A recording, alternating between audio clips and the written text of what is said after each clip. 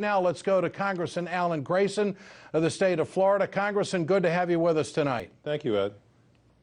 What is your take on this really looking to be like an overwhelming win by Donald Trump tonight? What does it say about your state? And do you think he'd have a shot at winning Florida in the general election? Well, what it shows is that he is against extremely weak candidates. Marco Rubio, good riddance. I have no idea why anybody ever thought that Marco Rubio should be president of the United States. It's true that he has a sort of a lean and thirsty look, as Shakespeare would put it. But the fact is that he's done nothing for anybody that would suggest anything resembling the kind of leadership that we expect from President of the United States. He hasn't passed a single bill in 5 years. His attendance record is the worst in the Senate, worse than 82-year-old Dianne Feinstein. And he stands for nothing. He doesn't even have a base within his own party. So I just don't get it. We have to do better than that for sure. It's not so much that Trump was strong, it's that Rubio was so weak. Do you think that Rubio and Bush will get together and head up some kind of a coordinated effort to thwart Donald Trump as the nominee? Do you think that will intensify? Is that the conversation in Florida? It doesn't matter. It just doesn't matter. Neither Trump nor Rubio has any real pull anymore. And in fact, the Trump supporters are clearly more and more furious with the so-called leaders of their so-called party, that the leaders are trying to dictate to them who the nominee should be. That's something that this is the voters' year to decide. That much is clear with both the Republican and the Democratic parties. This time the voters get to decide. And it doesn't matter what Rubio says or what Bush says.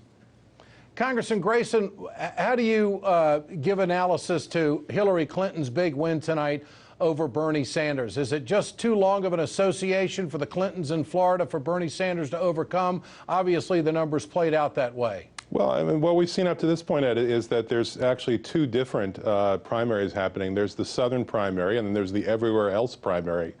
And in the South, Hillary, before tonight, had won by an average of 42 points. It looks like she probably will reach around 32 in Florida, so actually not as well as she's done elsewhere around the South, and considerably less than that, if I understand the numbers correctly, in North Carolina. But the South has been Hillary's right from the start. The thing is that, Ed, tonight is the last night that any southern state will vote in this primary. Now we'll be hearing from the West. None of the Pacific states has voted yet, not a single one. We'll be hearing from the mountain states. Only Nevada and Colorado have voted among all the mountain states so far. We'll be hearing more from the Midwest, and we'll be hearing from the big states in the Northeast like Pennsylvania and New York.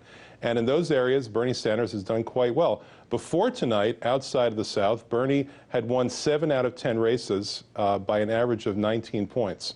So if that's the way it's going to be from now on, then this is going to be a very, very competitive campaign. So it looks like Hillary Clinton could win the table tonight and pick up a lot of momentum.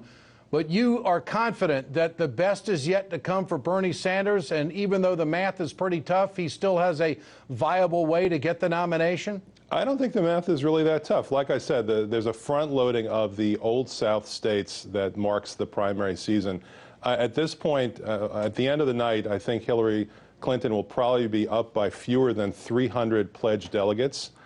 California alone has 545 delegates, and California votes on June 7th. So does New Jersey, another big state. So I don't think that this is going to be over until June 7th.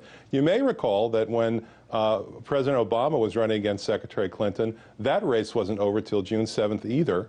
And I think you might see the same thing this time. Congressman Alan Grayson from Florida with us tonight here on our extended coverage on RT America. Congressman, good to have you with us. I appreciate it so much. Thank you very much, Ed.